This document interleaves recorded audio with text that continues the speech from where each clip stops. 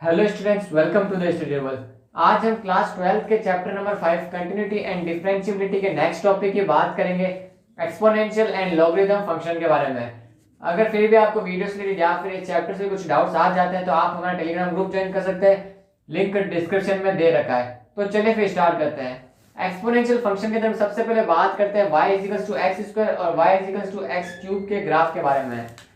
तो हमें पता है कि y equals to x square का ग्राफ होता है कुछ इस तरीके से। ये हमारा Cartesian plane y equals to x का ग्राफ होता है कुछ इस तरीके से।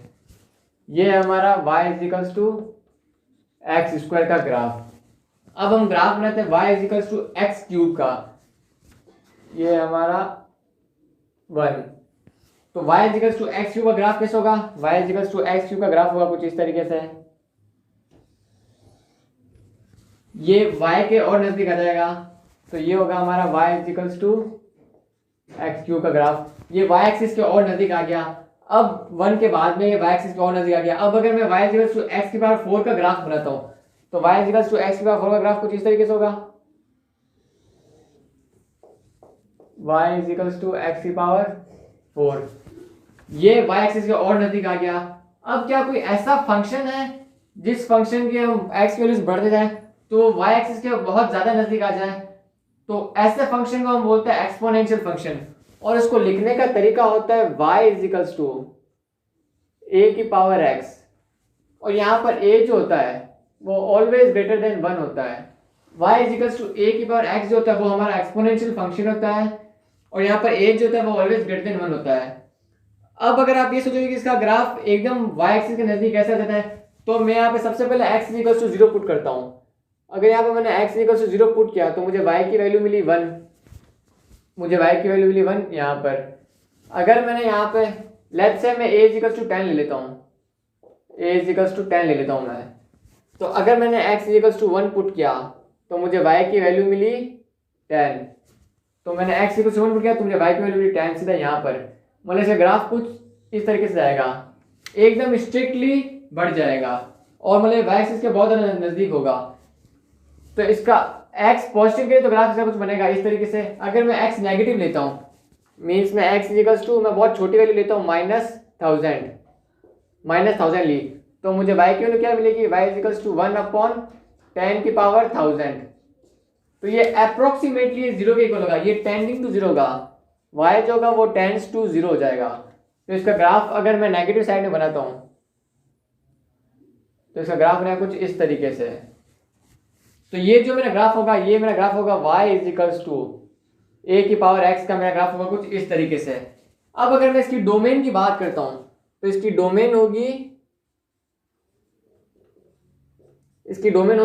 Real numbers. मैं कोई भी वैल्यू इसके अंदर मैं डाल सकता हूं, a की पावर x में मैं कोई भी वैल्यू डाल सकता हूं, लेकिन इसकी रेंज जो होगी रेंज होगी r plus positive real numbers. और अगर मैं इसको इंटरवल रखता हूं तो 0 टू इनफाइनाइट, ये कभी भी नेगेटिव वैल्यू नहीं देगा। मैं x की कुछ वैल्यू डाल दूं, ये मुझे कभी भी नेगेटिव वैल्यू नहीं देगा। तो y इक्वल्स टू a की पावर x तो होता है, ये हमारा होता है कॉमन एक्सपोनेंशियल फंक्शन। अब हमें पता है कि एक्सपोनेंशियल फंक्शन तो होता है e की पावर x, तो e की पावर x जो होता है वो हमारा नेचुरल एक्सपोनेंशियल फंक्शन होता है। और e हमारा आता है जब हम सम करते हैं, e हमें मिलता है जब हम सीरीज का सम करते हैं। कौन सी सीरीज का? 1 plus 1/2 factorial plus 1/3 factorial plus 1/4 factorial up to so on. जब हम इसका सम करते हैं तो इसका सम जो होता है वो 2 से लेके 3 के बीच में आता है। तो इसका सम जो है वो 2 से लेके 3 के बीच में आता है, तो उसके सम को हम लिखते हैं e। इसका सम होता है e और इसकी वैल्यू होती है अप्रोक्सीमेटली 2.7 अप्रोक्स। e की वैल्यू थी 2.7 और इसका हम एक्सपोनेंशियल फंक्शन निकालते हैं, तो इसका एक्सपोनेंशियल फंक्शन होता है e की पावर x। तो e की पावर x होता है हमारा exponential function, common exponential natural exponential function, natural exponential function. अब हम बात करते हैं लॉग फंक्शन की, कि लॉग फंक्शन क्या होता है। लॉग फंक्शन जैसे हमें दे रखा है y इजिकल्स टू ए की पावर x, तो लॉग फंक्शन ये होता है कि जब हम log ऑफ y नीचे छोटा सा a x के इक्वल हो, कब, जब y इजिकल्स टू ए की पावर x हो, तो हमारा लॉग फंक्शन होता है ये। तो इसको हम बोलते हैं log of y with base a is equal to x when y equals to a की power x। log of y with base a नीचे जब आता है उसको हम बोलते हैं बेस a, तो log of y with base a is equals to x, ये इसके x के इक्वल होता है, कब, जब y इक्वल्स टू a की पावर x के इक्वल होता है। अब हम y इजिकल्स टू a की पावर x का डिफरेंशिएशन निकालते हैं कि y इजिकल्स टू a की पावर x का डिफरेंशिएशन क्या होता है। तो dy अपॉन dx होगा a की power x log of a, ये होता है a की पावर x का डिफरेंशिएशन। अब अगर मैं नेचुरल एक्सपोनेंशियल फंक्शन का डिफरेंशिएशन निकालता हूं, तो e की पावर x का डिफरेंशिएशन होगा e की power x log of e, और यहां पर बेस जो होता है, बेस होता है हमारा e, तो यहां पर बेस हो जाएगा e। और log की एक प्रॉपर्टी होती है कि बेस और जो नंबर होता है वो हमारा सेम होता है, तो इसका आंसर होता है 1, तो इसका आंसर हो जाएगा हमारा 1। तो अब हम log की कुछ प्रॉपर्टीज देख लेते हैं। log की प्रॉपर्टीज पढ़ने से पहले हम log के ग्राफ, उसकी डोमेन और उसकी रेंज के बारे में बात कर लेते हैं। तो हमें log फंक्शन दे रखा है y equals to log of x with base a, इसका ग्राफ e की पावर x का मिरर इमेज होता है y equals to x line के पॉइंट ऑफ व्यू से। अगर मैं इसका ग्राफ बनाता हूं तो, और मैं y equals to x line बनाता हूं, ये y equals to x line है, और यहाँ पे मैं e की पावर x का ग्राफ बनाता हूं, ये हमारे e की पावर x का ग्राफ। तो log का ग्राफ होगा वो e की और x के मिरर इमेज होगी, तो इसका ग्राफ बनेगा कुछ इस तरीके से है। तो इसकी डोमेन होती है, डोमेन y इजिकल्स टू इसकी log x विद बेस है, इसकी डोमेन होती है x is always greater than 0। x जो है वो हमेशा पॉजिटिव होना चाहिए, इट मीन्स 0 टू इनफाइनाइट, हम जीरो वैल्यू नहीं डाल सकते, 0 से इनफाइनाइट तक होनी चाहिए। और इसकी रेंज जो होती है, रेंज होती है इसकी माइनस इनफाइनाइट टू इनफाइनाइट। और ये हमारा ग्राफ है y equals to log x with base a। तो ये हमारा graph y equals to log x, उसकी डोमेन है 0 टू इनफाइनाइट और रेंज है माइनस इनफाइनाइट टू इनफाइनाइट। तो अब हम इसकी कुछ प्रॉपर्टीज के बारे में पढ़ लेते हैं, log की प्रॉपर्टी के बारे में।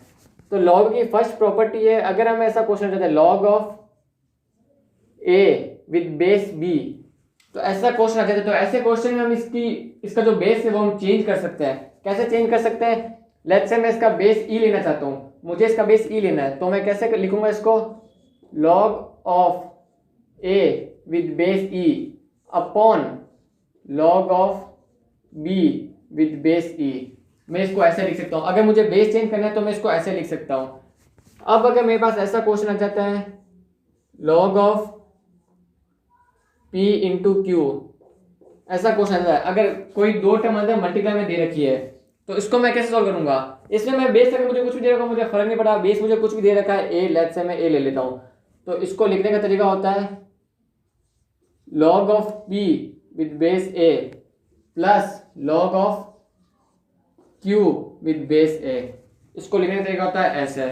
अब अगर मुझे कभी पावर में log दे दिया जाए, तो पावर में, तो उसकी क्या प्रॉपर्टी होगी, उसकी प्रॉपर्टी है log ऑफ q की power n with base a, कुछ भी हमें दे रखा है, a में कुछ भी दे रखा है, कोई भी बेस हमें दे रखा है, तो इसको लिखने का तरीका होता है n जो होता है वो आगे के साइड आ जाता है, कैसे, n into log of q with base a, इसको हम ऐसे लिख सकते हैं। ये मोस्ट इंपॉर्टेंट प्रॉपर्टी है। और हमारी लास्ट प्रॉपर्टी है फोर्थ, अगर हमें log के अंदर डिवाइड में दे दिया जाए, जैसे log of x upon y, ऐसा अगर दे दिया जाए, तो ऐसे को हम कैसे सॉल्व करेंगे, इस टाइप के, तो इसका आंसर होगा log of x minus log of y। Base हम कुछ भी ले सकते हैं। तो अब इन्हीं प्रॉपर्टीज का यूज करके हम कुछ क्वेश्चन सॉल्व कर लेते हैं। और अगर हम y equals to log x का अगर हम डिफरेंशिएट करते हैं, बेस हमें कुछ भी दे रखा हो, अगर y equals to log x हम डिफरेंशिएट करते हैं तो यहाँ से हमें dy अपॉन dx मिलेगा 1 अपॉन x, और x हमेशा पॉजिटिव होना चाहिए, x is always greater than 0। अब ये कंसेप्ट यूज करके हम कुछ क्वेश्चंस कर लेते हैं जिनसे कि आपका कंसेप्ट जो है वो और ज्यादा क्लियर हो जाएगा।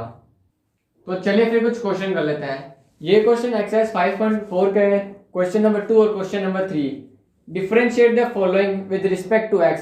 ये हमें क्वेश्चन दे रखे हैं e की पावर sin इनवर्स x और e की पावर x क्यूब, इसको हमें डिफरेंशिएट करना है विद रिस्पेक्ट टू x। तो चलिए फिर करते हैं। e की पावर sin इनवर्स x, यहाँ पर हमें चेन रूल लगाना पड़ेगा, चेन रूल से इजीली सॉल्व हो जाएगा। तो अगर मैं इसका सॉल्यूशन लिखता हूँ, solution 2 y is equals to e की पावर sin इनवर्स x, तो इसका डिवाई अपॉन dx होगा। सबसे पहले e का डिफरेंशिएशन होगा, तो इसका डिफरेंशिएशन होगा e की पावर sin इनवर्स x। फिर sin इनवर्स x का डिफरेंशिएशन होगा, sin इनवर्स x का डिफरेंशिएशन क्या होता है 1 upon root of 1 minus x square. फिर x का डिफरेंशिएशन होगा, x का डिफरेंशिएशन होता है 1, तो हमारा फाइनल आंसर आएगा e की power sin inverse x upon root of 1 minus x square. तो ये हमारा e की पावर sin इनवर्स x का डिफरेंशिएशन। अब इसी तरह हम थर्ड क्वेश्चन भी करते हैं। थर्ड क्वेश्चन है हमारा solution third, y is equals to e की पावर x क्यूब। तो इसको अगर मैं इसका डिफरेंशिएट करता हूँ dy अपॉन dx, तो e की पावर x क्यूब, फिर x क्यूब का डिफरेंशिएशन 3x स्क्वायर, फिर x का डिफरेंशिएशन 1, तो यहाँ से मेरा आंसर आएगा 3 इंटू एक्स की पावर e की power x cube into x square. ये हमारा इसका डिफरेंशिएशन, e की पावर x क्यूब का डिफरेंशिएशन 3 इंटू ई एक्स की power cube into x square. So students, यहाँ पर हमने एक्सपोनेंशियल एंड लॉगरिथम फंक्शन का कंसेप्ट क्लियर कर लिया है। अगर आपको फिर भी कुछ डाउट्स आ जाते हैं तो आप हमारा टेलीग्राम ग्रुप ज्वाइन कर सकते हैं, लिंक डिस्क्रिप्शन में दे रखा है, जहां पर आप हमसे डायरेक्ट इंटरेक्ट कर सकते हैं, अपने डाउट्स क्लियर कर सकते हैं और चैनल के बारे में फीडबैक भी दे सकते हैं। So thanks for watching the video, like the video and subscribe our channel.